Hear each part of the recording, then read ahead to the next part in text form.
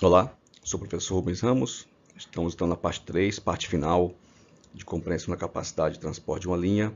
Nessa parte 3 veremos os veículos. Já vimos as duas partes, a capacidade de transporte devido ao headway da via e capacidade de transporte devido ao headway da estação.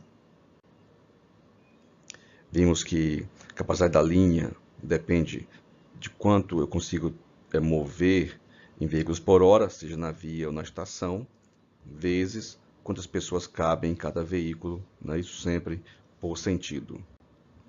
Vimos conceitos básicos como headway, intervalo de tempo entre dois veículos, a frequência, veículos por hora, capacidade do veículo, lugares por veículo, o que resulta ao final em capacidade da linha como sendo a frequência máxima ou headway mínimo, vezes quantas pessoas cabem em cada veículo. Vamos aqui uma rápida revisão da parte 1 e 2, que nós já vimos antes. Veja se não viu ainda.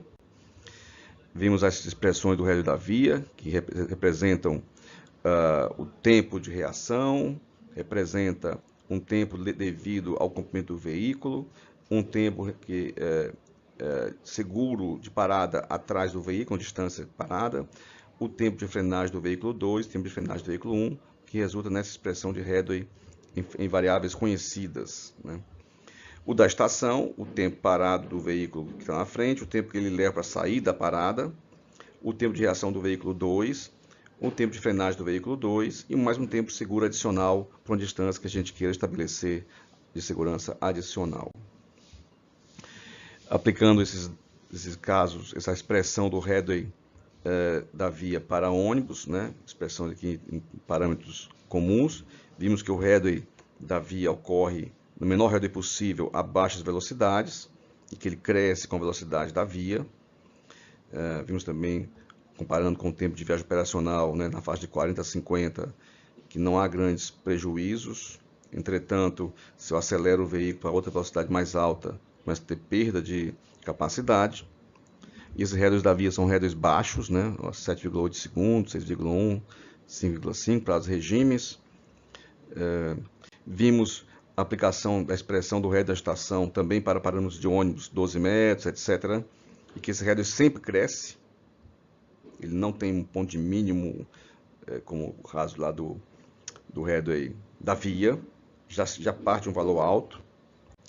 E ao comparar na prática esses números a baixa velocidade, vimos que, por exemplo, aqui o headway da regime B, sempre muito menor que o headway da estação. Portanto, o headway da estação, da parada, é o que termina o headway da linha, e, portanto, a parada deve merecer toda a nossa atenção possível. Tudo que for possível ser feito para reduzir o tempo de parada, seja isso do veículo, da parada em si, etc., contribui para aumentar a capacidade do sistema em termos de transporte de passageiros por hora.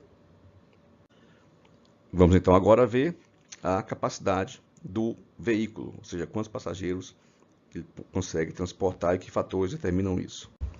A capacidade do veículo depende de duas principais variáveis. As dimensões, largura e comprimento. Evidentemente, quanto maior um veículo, mais lugares ele pode abrigar. E o arranjo interno, ou seja, quantos lugares para pessoas sentadas, para pessoas em pés, para cadeirantes e pessoas com mobilidade reduzida. Via de regra, um assento ocupa entre 0,30 e 0,50 metros quadrados, em geral, meio metro quadrado. Em pé, podemos ter vários padrões de conforto por projeto. Podemos ter 4 por metro quadrado, que é bem confortável, você pode testar em pé aí. 6 é o padrão brasileiro de projeto. E 8, na prática, o padrão brasileiro prático, né? Esse aqui é o padrão europeu de projeto. E esses aqui são padrões que nós usamos no Brasil, quer dizer, muita gente por metro quadrado. Observe então que eu tenho 0,25 metros quadrados nesse padrão de 4 pessoas. Quer dizer, cada assento corresponde a 2 lugares em pé. Então, se eu retirar um assento, eu aumento em 2 os lugares em pé. Perco 1, ganho 2, saldo mais 1. Então, a combinação básica entre assentos e espaço em pé vai ser a variável-chave para definir a capacidade do veículo. Aqui temos um exemplo de um ônibus 12 metros, piso baixo, 3 portas e 2 portas. Observe então aqui espaço, se eu tenho aqui 22 lugares sentados, é um ônibus francês esse, Place Assise. Se eu tenho espaços sentados, eu tenho espaços que são para pessoas em pé, que se forem ocupados com outra coisa, né, espaços sentados, reduz o espaço total do veículo. Então, a combinação do arranjo físico interno vai determinar qual é a capacidade efetiva de transporte do veículo. Aqui uma foto interna de um midibus, um ônibus de 10 metros, europeu, piso baixo. Você vê uma área para pessoas em pé aqui, para aumentar a capacidade de transporte. E atrás, porque o motor é traseiro, área sentado. Esse ônibus tem porta central e porta dianteira. Aqui um exemplo de ônibus articulados. Ele tem um aumento de capacidade, entretanto, muitas vezes as pessoas não gostam de ficar nessa rótula, tem um certo medo num ônibus, não é muito confortável essa rótula, e acaba que perde um pouco a capacidade efetiva. A capacidade de projeto é uma, a capacidade efetiva é um pouco menor. Um outro veículo de transporte urbano público é o tramway, ou bonde, né? Esse aqui é um veículo típico. Aqui temos uma composição que tem eixos, tratores, motores, aqui não.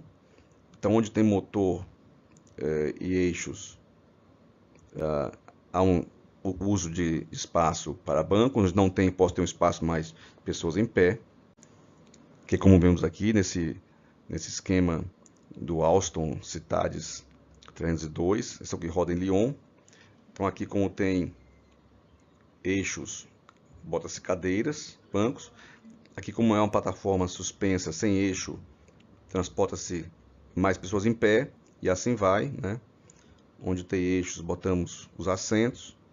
Onde não tem eixos, pessoas em pé. De tal modo que temos aqui um veículo com muita capacidade de transporte. Aqui é uma imagem interna daquele componente que não tem eixos, então uma grande área de vão em piso baixo para em pé, ou eventualmente em lugares de pouca demanda, em horários de pouca demanda, para a pessoa sentar em bancos retráteis. E aqui onde tem o vagão com eixos, os bancos na posição em cima da caixa de rodas. E em consequência aqui, analisando 3 modelos de tramway da Alstom como exemplo, mas também da outros, Bombardier, etc., Siemens, aqui com 20 metros de comprimento, com 30 metros, 40 metros, os módulos, 3 módulos, 5 módulos, 7 módulos, e acaba produzindo, né, com 4 pessoas por metro quadrado, aqui em função de cada perfil de assentos, né, na faixa aqui no caso de 20 metros, com 140 pessoas por veículo,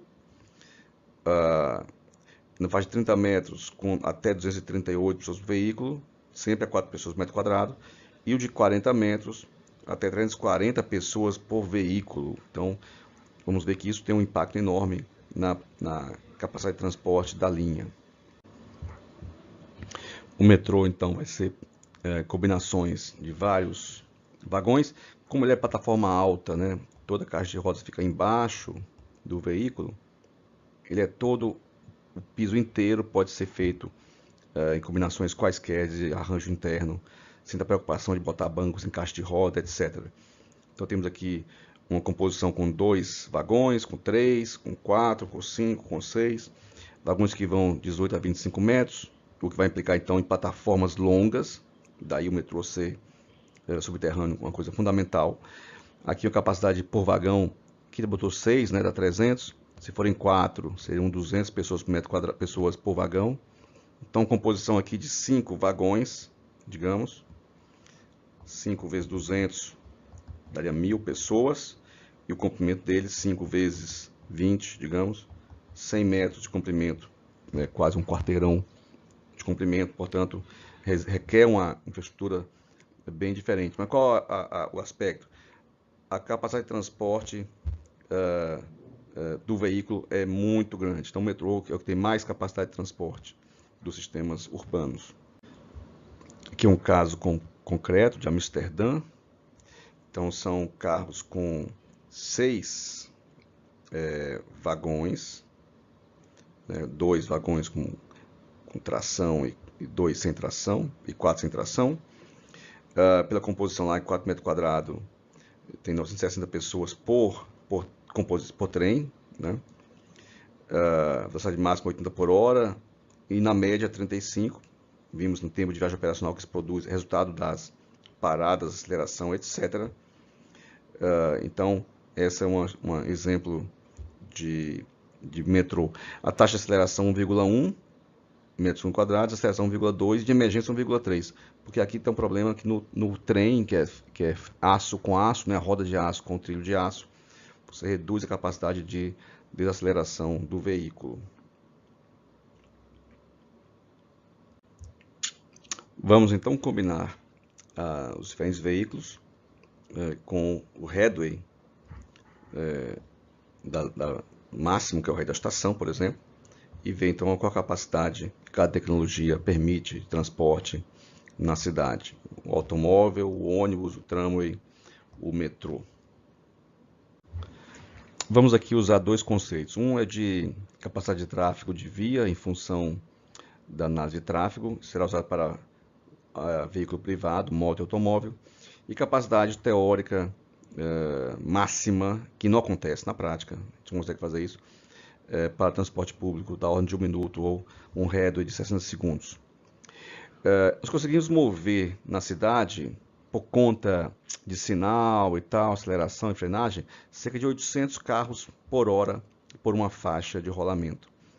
Geralmente podemos ter então 2 motos em cada faixa, e se pegar uma taxa normal de uso de 1,2 pessoas por veículo, teremos aqui, né, 1,2 vezes 800, no caso do carro, cerca de 1.000 pessoas por hora sentido, 1.900 pessoas de moto.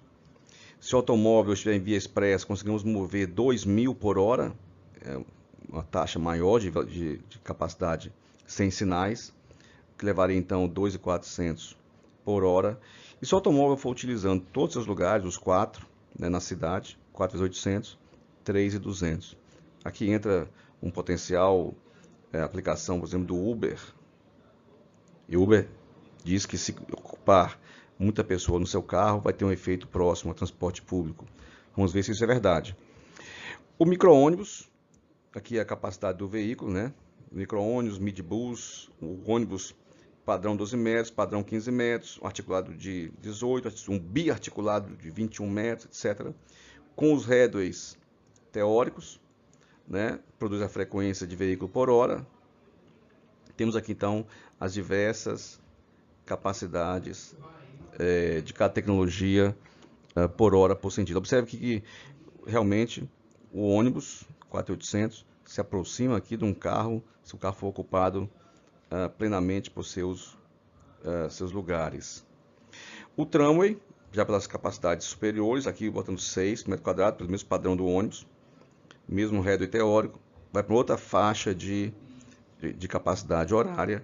E o metrô também, quando jogamos aqui para outro tamanho, uma outra faixa. Temos aqui as faixas de capacidade teóricas de cada tecnologia, em modo crescente. Então, há um limite para o ônibus, há um ponto que do limite do ônibus começa o tramway, há um limite para o tramway, e há um ponto onde a partir do tramway entra o metrô. Então, são as tecnologias em seus vários níveis de capacidade de transporte por hora. Vamos ver um exemplo aqui na Salgado Filho, em Natal. Pegar aqui, ela possui 3 faixas de rolamento em cada sentido. Se pegarmos uma das faixas exclusiva para ônibus articulado, ele vai transportar 8.000 pessoas por hora por sentido. As 2 de carro, 2.000, 1.000 cada uma, total 10.000. Então, na verdade, observe que aquela faixa do ônibus transporta 4 vezes mais que as outras 2 faixas de carro, em termos de pessoas por hora. Mobilidade é mover pessoas por hora. Evidentemente, temos que ter a qualidade do serviço para que isso seja aceitável pelas pessoas. Se em vez do ônibus dedicarmos